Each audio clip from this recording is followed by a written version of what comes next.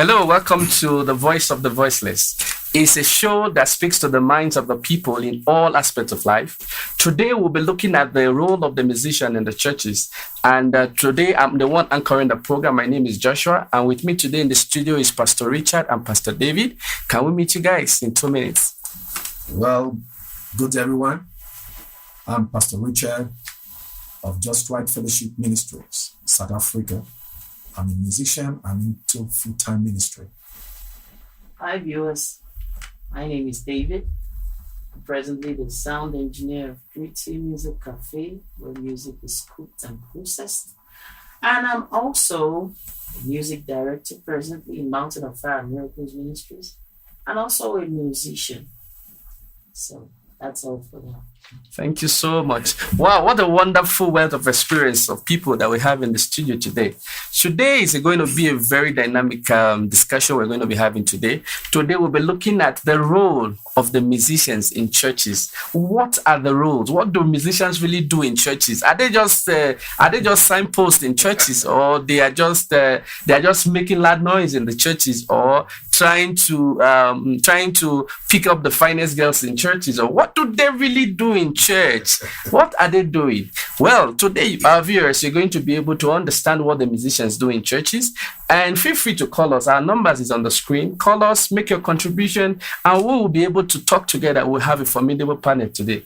Thank you so much. First of all, Pastor Richard, what is the role of the musician with your words of experience? Before I can really talk about the role of the musicians in the church, without going to the Bible, we cannot be able to see the duties of the musician in church.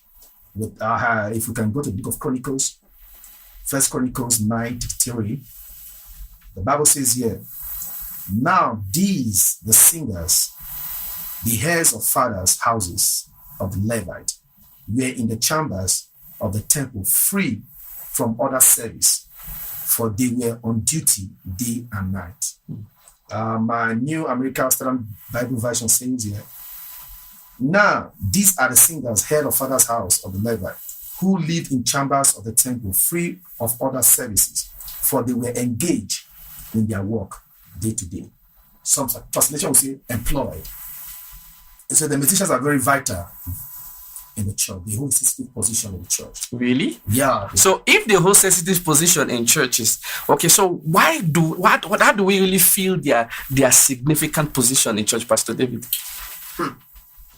Well, if I would answer that question, you see, to start with, a church without music, because music is what we are going to do even after this world ends. Music ministry can never die. It's extended even till eternity.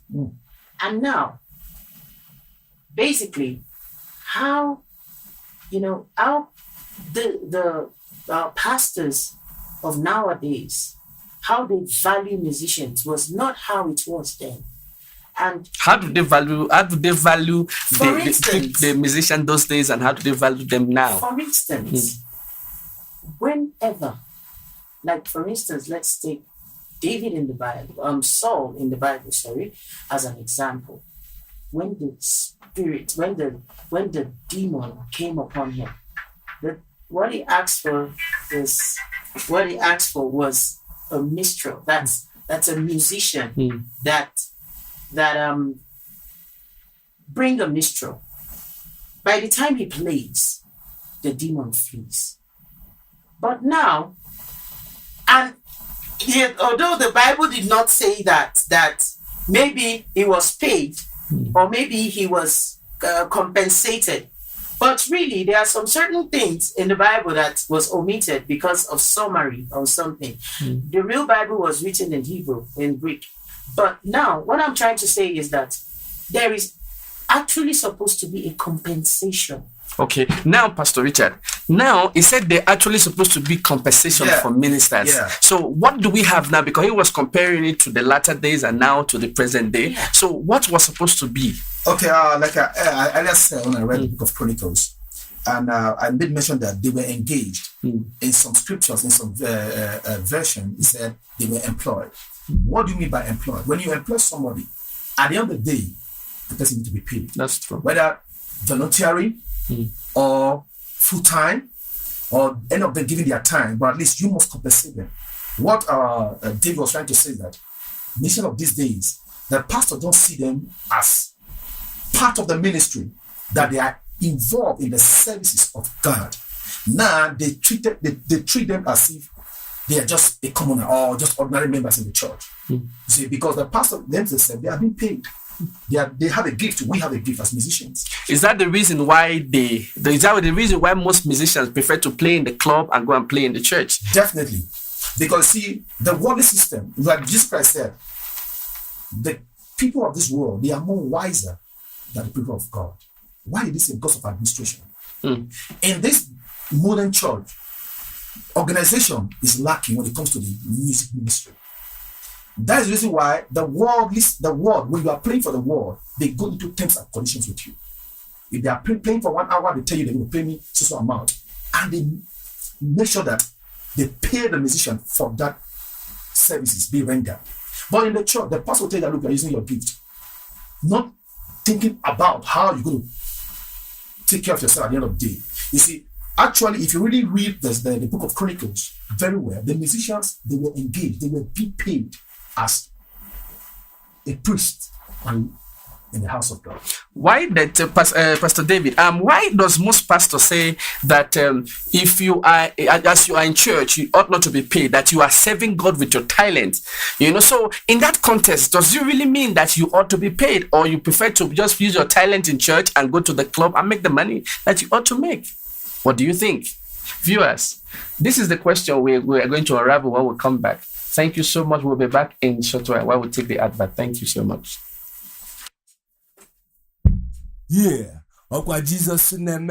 Okwa Jesus name. Okwa Jesus name. What is? Voice of voiceless. You know how we do? Blah. Voice of voiceless. I go give it to you. I go let them to know. I go give them everything they want to see. Voice of voiceless. Yeah. Okwa chuku neme. Okwa chuku neme. Okwa chuku neme. Yeah. Viewers, well, welcome back. In this second part of the segment, today we were going to be dealing with life issues, you know, real life experiences, you know, of how we have really been affected by our experiences in churches. Because Pastor Richard and Pastor Dave, they are people with wealth of experience in the ministry, okay? Because music is a ministry and they are Levites. So, Pastor Richard, I would like to start with you. In the place of salaries, or control agreements between the musicians and the pastors, what do you think should be done? Well, we have, I have to divide it into different stage. We have volunteers. What I mean by volunteers, people that keep their gifts. Maybe they have other job they are doing outside the church, that at least they can be able to take care of their family and other things. They just come to the church and help in the church. But there are times when they have workload in their office, they can't come to the church. Therefore, in the area of the volunteers, it depends on the level of the volunteers, whether he's willing to collect money for the services he's giving to the church. And the other stage is re-employed musicians. Like I did read in the book of First Chronicles, the Bible says David employed them, engaged them in their work. That means they were in the church day and night, taking care of the tabernacle of God in praise and worship. That is praising, giving praise to Jehovah. Now, in terms of salary, we know there are some churches that are just going on. If you need a musician, I expect the pastor, the head pastor, to come in agreement with the musician and say, look, this is the financial state of the church. Can you be able to handle what we are going to give you? There was an instance. I have a friend of mine that was in the church with a pastor. The pastor was a growing church. It was a growing church. And the guy was so talented, so gifted. The pastor had to call the young man and say, look, you are so gifted. I believe that the money we are going to be paying you will not be enough for you to take care of you and your family. Please, if you can go out to look for other churches that can pay you more. You see, in that area, the pastor was so honest to pour out his mind to the young man. The young man in return said, no, pastor, because of the mind you have for God, I don't care what you give me. I'm going to grow the ministry with you. I know when as time goes on, we will enjoy the fruit of our labor. See, that is how I expect the men of God to approach it. Beautiful. Pastor David, from your own words of experience, in addition to what Pastor Richard have just said now, what do you think? What are the measures? What do you think? Should they be placed on a fixed salary scale? Or should they be like the volunteers who some of them are working and they're still doing part-time in church? And there's some who doesn't even work and they are just doing this as a full-time. What do you think must be done? You see, like Pastor has just exponentiated. You see, pastors of nowadays don't even care where you come from, whether you are working or not, whether you have a family or not. They won't even ask you. What they will just say is, this is your welcome. They would even tell you, like I've seen some instances in South Africa that we have now, that some Nigerian pastors would want to pay you, and they'll be referring to the rate at which the money they want to give you, they would be referring it to Nigerian money. That, do you know what 1,000 rand is in Naira? And he'll be comparing it. And they know actually the situation here in South Africa, that even 1,000 rand can't pay for a room in South Africa. And they know you have a family. But they will tell you, okay, instead of them to say, okay, since you have a family, let me just give you somewhere that will be comfortable. They will tell you, they will even plan the 1,000 for you and say, you can as well get a space of 400 where you have like a child or two to spread in the space. Tell me, how do you deliver something good when you're being suggested that kind of a thing to?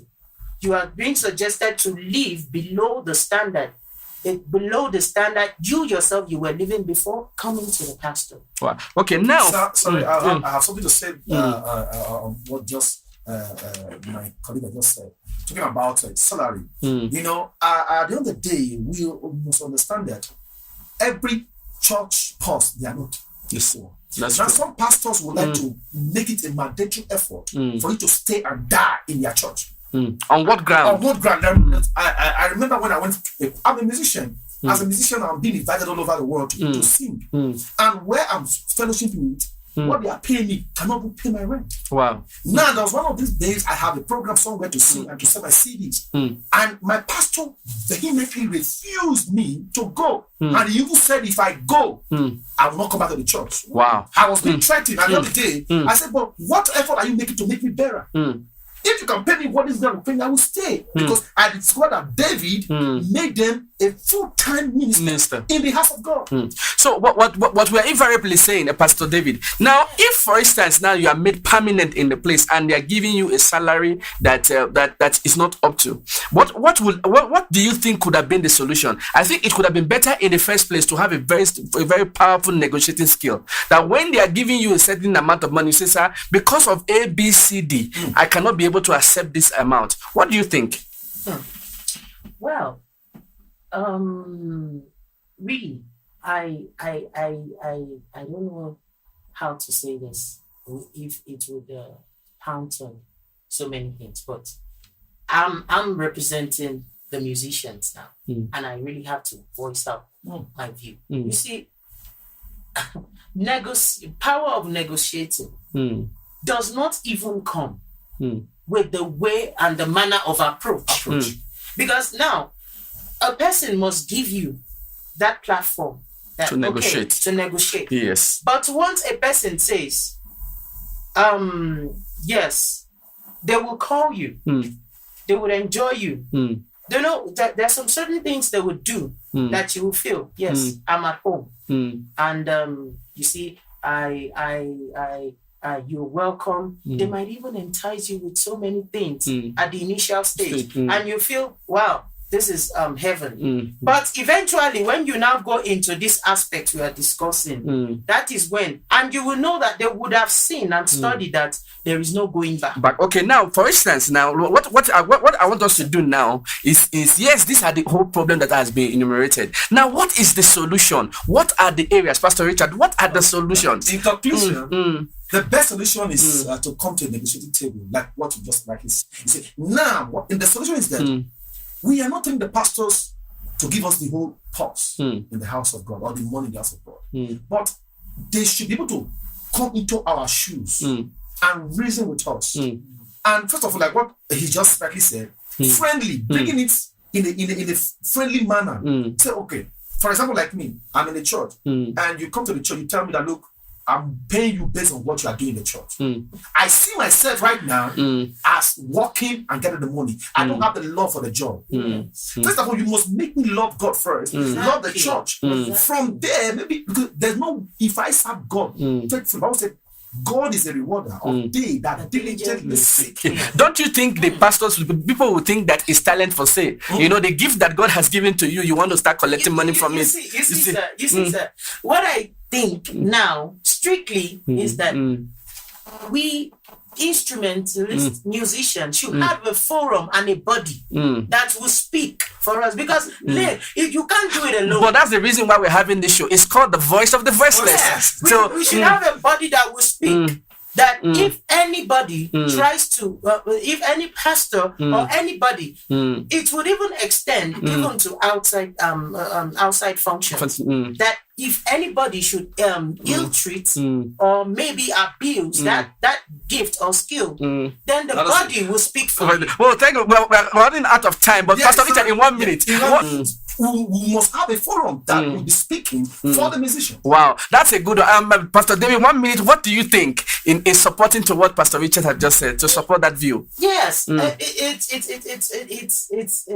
just that is just the solution, because now if the pastors, let's not talk about pastors, even some organizations outside there that they need quality musicians and everything. Once they get them, they ill-treat them. But once they know that there's a body now that they have to get to, there's a body that can sue them if they ill-treat them. There's a body that can do so many things. Wow, we have run out of time. Well, viewers, thank you so much for being with us.